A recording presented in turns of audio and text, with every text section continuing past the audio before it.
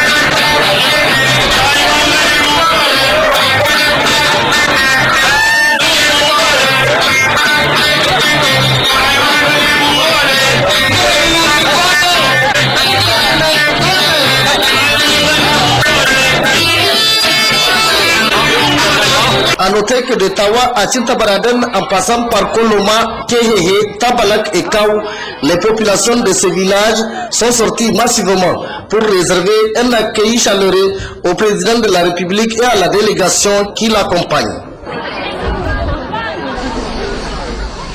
Après donc Maradi la semaine dernière, le président Issoufou Mahamadou a entamé ce mardi une visite similaire dans la région d'Ottawa. Il était dans l'après-midi de ce mardi l'hôte de population du département de Bagaroua pour lancer les travaux d'aménagement et de bitumage de la route Bagaroua-Ilela. Le compte rendu est signé Cheikh Zadanyandou et Salif Garba.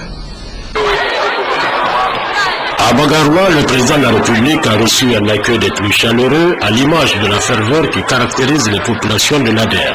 La liesse était totale. Chants, youyou, tam-tam, orchestre ont retenu la présence du président de la République à Bagaroua.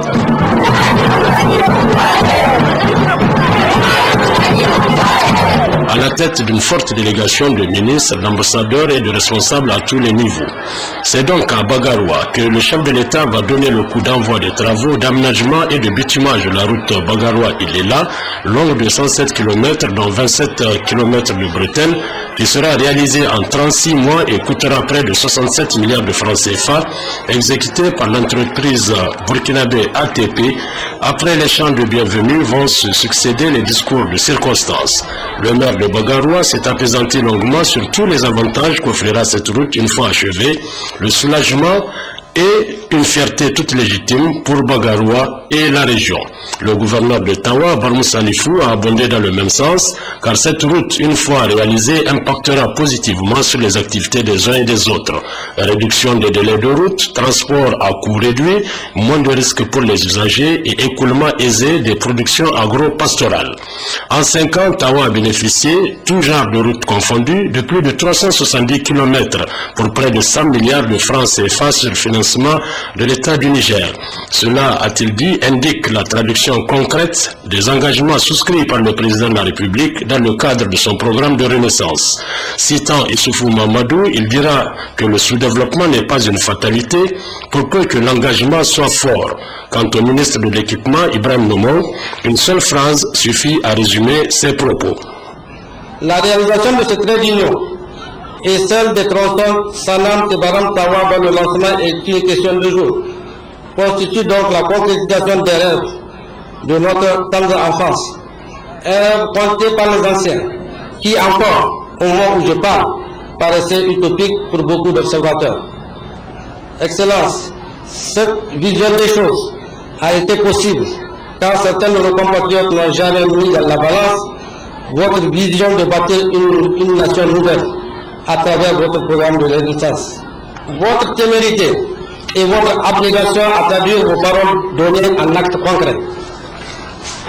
Excellence, le projet dont les travaux vont être lancés dans quelques instants a une longueur de 134 km de route bitumée, dont 27 km de Bethel, Andaji et d'Angola, a été conclu par l'État du Niger en partenariat public-privé avec une entreprise de droit burkinabé ATP pour un montant de 66 milliards 782 millions 552 600 francs. Outre la route, il y aura 1 km de mur de clôture, 700 mètres linéaires de forage, 5 km de voirie à Ilela, Bagaroua et Dandaji, 312 candélabres pour l'électrification des villages et villes traversées, et 3 km de route rurale Dandaji-Warao. La route aura une largeur de chaussée revêtue de 7 mètres en induit superficiel bicouche, avec des accotements de 1,5 m chaque côté. Une fois achevée, cette route aura un impact sur les conditions de vie de la population de la zone desservie. Avant de procéder au lancement des travaux, le chef de l'État s'est adressé à la population en langue nationale. Nous savons vos contraintes, nous savons vos attentes. J'en reçois les échos tous les jours. Mais bientôt, vous récolterez les bénéfices des réalisations en cours et à venir. Je vous en fais le serment quand le 21 février prochain, vous soutiendrez mon programme à travers les urnes en votant utile. Nous allons alors ensemble nous atteler à le concrétiser pour le bien commun des Nigériens. Puis vers le moment tant attendu, dévoiler le panneau indicateur des caractéristiques de la future infrastructure routière et enclencher l'engin de BTP, donnant ainsi le coup d'envoi des travaux. Après quoi, le président de la République dira toute sa fierté et sa satisfaction face à la presse qui a fait le déplacement de Bagaroua en nombre impressionnant. Cette route, Lela-Bagaroua, rentre dans le cadre du programme de renaissance sur lequel je travaille depuis 5 ans, depuis 2011. Elle fait partie de 3000 km de routes bitumées qui ont été promis au peuple nigérien. Donc je me réjouis de la cérémonie de ce matin, du lancement de cette route entre Lela et Bagaroua, en réalité qui doit continuer sur Dogonbouchi afin de faire la jonction avec la route nationale numéro 1 entre Niamey et Zander au niveau de Dogonbouchi. Encore une fois, c'est une promesse qui est tenue, comme cela a été le cas dans beaucoup d'autres domaines. Parcourez les 8 axes du programme de renaissance, vous verrez que toutes les promesses qui ont été faites dans le cadre de ces axes-là sont réalisées, sont tenues.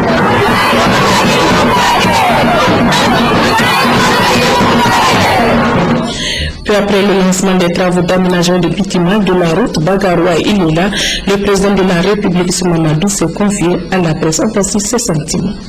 Cette route, Lela-Bagaroua, rentre dans le cadre du programme de renaissance sur lequel je travaille depuis 5 ans, depuis 2011. Elle fait partie des 3000 km de routes bitumées qui ont été promis au peuple nigérien. Je signale au passage qu'on a également dans ce domaine prévu de réaliser 2500 km de route en terre. Et il me semble que tous ces objectifs sont en train d'être réalisés aujourd'hui entre routes déjà exécutées et routes en cours. On tient les objectifs que je viens de rappeler. Donc je me réjouis de la cérémonie de ce matin, du lancement de cette route entre Lela et Bagaroua, en réalité qui doit continuer sur Dogonbouchi afin de faire la jonction avec la route nationale 1, numéro 1, entre Niamey et Zander, donc au niveau de Dogonbouchi. Donc, encore une fois, c'est une promesse qui est tenue, comme cela a été le cas dans beaucoup d'autres domaines. Dans le domaine de la sécurité, vous savez les efforts que nous avons faits pour garder le Niger en paix en sécurité, malgré l'environnement sécuritaire très difficile dans la sous-région. Vous savez là également les efforts que nous avons faits pour nourrir les Nigériens, malgré les sécheresses récurrentes que nous avons connues. Vous savez les efforts que nous avons faits pour éduquer les enfants nigériens, pour les soigner également. Nous avons fait d'immenses efforts également pour créer des emplois pour les jeunes nigériens. Nous avons renforcé le pouvoir d'achat des travailleurs. Enfin, parcourez les 8 axes du programme de renaissance, vous verrez que toutes les promesses qui ont été faites dans le cadre de ces axes-là sont réalisées, sont tenues. Alors, M. le Président, qu'est-ce que c'est le choix d'identifier son Burkina? Non, mais nous sommes un pays ouvert. Nous sommes un pays ouvert sur le monde entier, en particulier sur l'Afrique, en particulier sur les pays voisins. Le Burkina est un pays voisin, de la même façon que les opérateurs économiques du Niger peuvent aller travailler au Burkina, les opérateurs économiques burkinabés peuvent venir travailler au Niger. Ici, il s'agit d'un accord qu'on a trouvé de partenariat public-privé avec cette entreprise burkinabé qui est chargée de l'exécution de ces travaux. La suite de cette visite du président de la République dans la région de Tawa dans nos prochaines éditions. Le premier ministre-chef du gouvernement Brigitte Raffini s'est rendu ce matin à la représentation diplomatique du Burkina Faso au Niger pour présenter au nom du président de la République Issouf Mamadou et au nom du peuple nigérien les condoléances au frère peuple du Burkina Faso suite aux attaques terroristes perpétrées à l'hôtel Splendide et le restaurant Cappuccino de Ouagadougou et qui ont fait une vingtaine de morts. Les détails avec Joari Isiaka et Akouti Ouaglassan. La capitale burkinabé a été secouée le vendredi 15 janvier 2016 dans la soirée par une attaque terroriste perpétrée dans l'hôtel Splendide en plein centre de Ouagadougou. Cette attaque a endeuillé le peuple burkinabé. Face à cette situation et vu les liens historiques qui existent entre nos deux pays frères, le Niger ne pouvait rester insensible. Le Premier ministre Brigitte Raffini s'est rendu ce matin pour exprimer les condoléances et les sentiments de compassion du peuple nigérien aux familles des victimes, au gouvernement et au peuple burkinabé. Nous avons suivi avec beaucoup de tristesse. Nous sommes très affligés parce que nous avons appris ce vendredi 15 janvier ce qui est arrivé à Ouagadougou. Ces actes ignobles, ces actes inqualifiables qui sont perpétrés par des individus sans foi ni loi, et nous condamnons avec la plus forte énergie ce genre d'actes que nous ne tolérons pas pour notre espace, pour notre pays, pour l'ensemble du monde. Donc nous sommes venus témoigner à nos frères, à nos parents du Burkina Faso, au nom du président de la République, au nom du gouvernement et au nom de tout le peuple nigérien, notre profonde compassion, nos sincères condoléances aux victimes nombreuses de ces actes et au peuple burkinabé devant cette épreuve, et leur exprimer aussi tout notre soutien et toute notre solidarité et également toute notre détermination à combattre avec eux ce fléau que constitue le terrorisme. À la veille du lancement de l'opération de distribution des cartes d'électeurs, le président de la Commission électorale nationale indépendante CENI a livré un message. Dans celui-ci, le président de l'institution chargé d'organiser et de superviser les élections générales a demandé à chaque électeur de récupérer sa carte sécurisée, une opération qui se tiendra du 21 janvier au 20 février 2016. Écoutons Boubé Bouraïma. Notre pays se prépare pour les élections générales de 2016 dont le premier scrutin, élection présidentielle premier tour, couplé aux législatives, sont prévus pour le 21 février prochain. En prélude à la tenue de ce scrutin, la CENI a produit sur la base du registre national des électeurs nigériens de 2015 des cartes d'électeurs sécurisées à plusieurs niveaux et notamment en encre ultraviolet. C'est le lieu de rendre hommage au CFEP, à l'OIF, au comité d'observateurs nationaux, ainsi qu'à la classe politique et à la société civile dans leur ensemble pour la qualité du travail accompli avec brio et professionnalisme. Et c'est avec un plaisir renouvelé que je prends la parole ce jour pour le lancement officiel de l'opération de distribution de cartes d'électeurs. Cette opération se déroulera du 21 janvier au 20 février 2016, conformément au chronogramme adopté par la CENI. Au terme de l'arrêté numéro 048 PCNI du 14 janvier 2016, la CENI a institué des comités de distribution de cartes d'électeurs. Le comité communal ou d'arrangement communal met en place les cartes d'électeurs auprès des comités locaux de distribution créés à cet effet. Les cartes d'électeurs sont remises aux représentants du chef de village, de quartier, de tribus ou de groupement à la présence obligatoire des membres du dit comité. Il assure la conservation et la garde des cartes d'électeurs pendant toute la période de distribution. Chers concitoyennes et concitoyens, je voudrais donc inviter chacune et chacun de vous qui êtes inscrits sur les listes électorales à retirer dans les plus brefs délais sa carte d'électeur.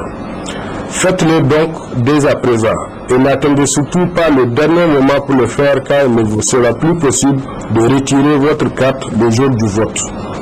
D'autre part, je voudrais profiter de cette occasion pour lancer un appel à tous pour que, quelles que soient nos différences ou nos tendances politiques, nous nous considérions tous comme des citoyens d'un même État où s'exercent les valeurs de la démocratie. C'est également le lieu d'inviter l'ensemble des partis politiques et des organisations de la société civile à s'impliquer effectivement dans cette opération afin que chaque électeur puisse retirer sa carte. Au terme de cette opération, c'est-à-dire le 20 février, la veille du scrutin, les cartes d'électeurs non retirées par leur titulaire seront dénombrées, mises sous scellé et entreposées dans des cantines consignées au secrétariat général permanent de la CENI. Chers concitoyens et concitoyens, pour faciliter l'orientation des électeurs pour cette opération ainsi que pour le vote, un répertoire national de bureau de vote a été élaboré. En outre, les listes électorales ont été établies par commune et seront publiées par voie d'affichage. De même, les électeurs pourront se rendre chez les chefs de quartier, de villages, de tribus ou de groupements à la présence obligatoire des membres du comité de distribution pour le retrait de leur carte munie de l'un des documents suivants: carte d'identité nationale, carte d'identité militaire, passeport, acte de naissance, jugement supplétif ou certificat de nationalité, livret de pension civile ou militaire, carte consulaire, livret de famille. Sachez que la région de Niamey a déjà reçu ce matin les cartes des électeurs. C'était lors d'une cérémonie de présentation de ces cartes au gouvernorat sous la présidence du gouverneur de la région Mamadou Garba. Les différentes communes auront les cartes de leurs électeurs à travers la sous-commission logistique de la CENI. Abari Amiti et Yazirabou pour plus de précision. La sous-commission logistique de la Commission électorale nationale indépendante a présenté les cartes d'électeurs au gouverneur de la région de Niamey. Des cartes conçues par la structure chargée d'organiser et de superviser les élections générales prévues démarrer le 21 février prochain.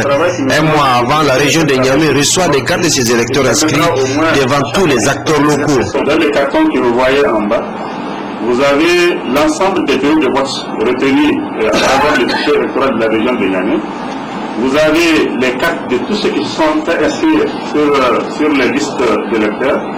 Vous avez une copie des listes d'électeurs par bureau de vote et une liste d'émargement par bureau de vote. Donc aussitôt que cette cérémonie sera finie, Inch'Allah, nous transporterons au niveau de chacun des arrondissements afin que, avec eux, nous vérifions le contenu de ces cartons pour s'assurer que le nombre de bureaux par commune ont été respectés, le nombre de cartes par bureau de vote ont été bien produites et que l'ensemble des listes d'émargement et des listes d'électeurs sont aussi produites.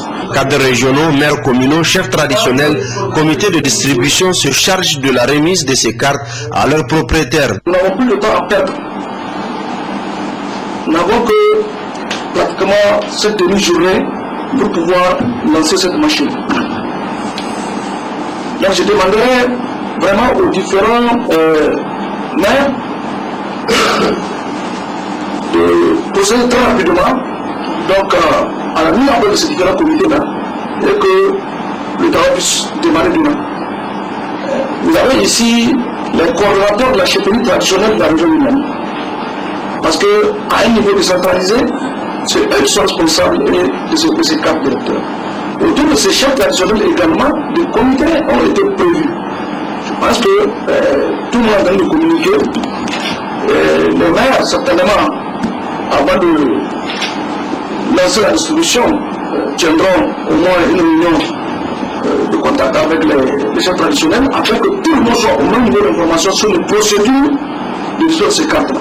La distribution des cartes s'inscrit dans le cadre du rôle de la Commission électorale nationale indépendante et du respect du chronogramme établi.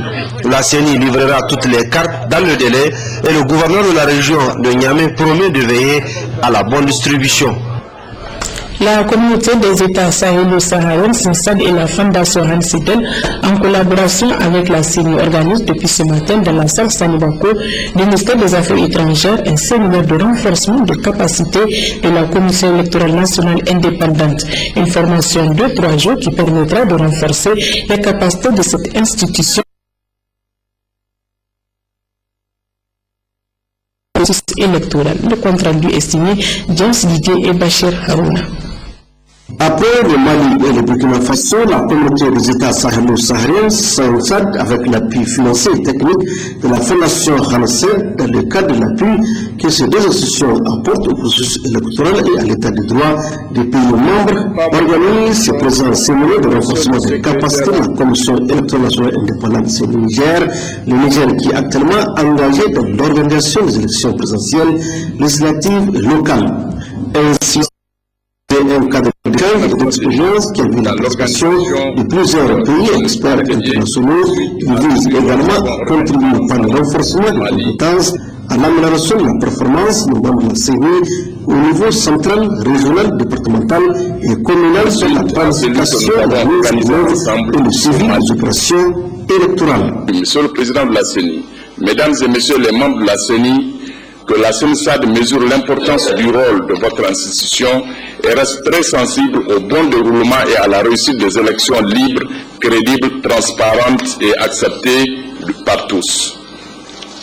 Les thèmes qui seront commentés rappellent les normes et les modalités et les principes d'élection démocratique dans un état de droit. Comme on peut le constater dans la plupart des pays de l'Afrique subsaharienne, nous avons pensé qu'il était judicieux d'apporter notre concours au renforcement des capacités des acteurs électoraux. Car il nous a paru évident qu'au bout d'un processus électoral empreint de professionnalisme, de crédibilité, de transparence et de large consensus sur les modalités de son déroulement, on aboutit à l'avènement d'élus unanimement acceptés et investis d'une légitimité pour gouverner. Vu de cette conviction, aujourd'hui, nous lançons ce séminaire à Niamey et nous rééditerons le même exercice dans 3 semaines à Cotonou et courant le mois de mai à Djamena. Le secrétaire exécutif du Conseil d'entente qui a présidé l'ouverture de ce séminaire et le président de la CENI ont tous rappelé les opportunités et les avantages liés à ce présent séminaire dans le cadre de la réussite du processus électoral et la bonne organisation des élections libres, transparentes et crédibles. Objectif spécifique, il vise à renforcer nos compétences dans la planification, la mise en œuvre et le suivi des opérations électorales, d'améliorer leur compréhension du processus, du cadre légal, des normes, standards et principes directeurs qui encadrent les opérations électorales, de disposer d'outils de référence permanentes mobiles à même de nous guider dans l'accomplissement de notre mission et de contribuer enfin à l'émergence d'une culture de gestion des opérations électorales. Le séminaire présente un double avantage. D'une part, il permettra d'outiller les acteurs électoraux en vue de relever les défis de leur mission et de favoriser un climat propice à la collaboration entre les différentes structures organisatrices des élections. D'autre part, Cette formation permettra de rassurer les partenaires techniques et financiers sur les prédispositions de la CENI et de ses démembrements à atteindre les résultats attendus des prochaines élections en termes de transparence, d'équité et de crédibilité. Plusieurs thématiques riches et variées feront l'objet d'échanges durant cette période de formation de thèmes notamment les principes fondamentaux d'une élection démocratique, le mandat, rôle et responsabilité de la commission électorale, le rôle de la communication dans le processus électoral, les dispositions communes de gestion de consultation électorale.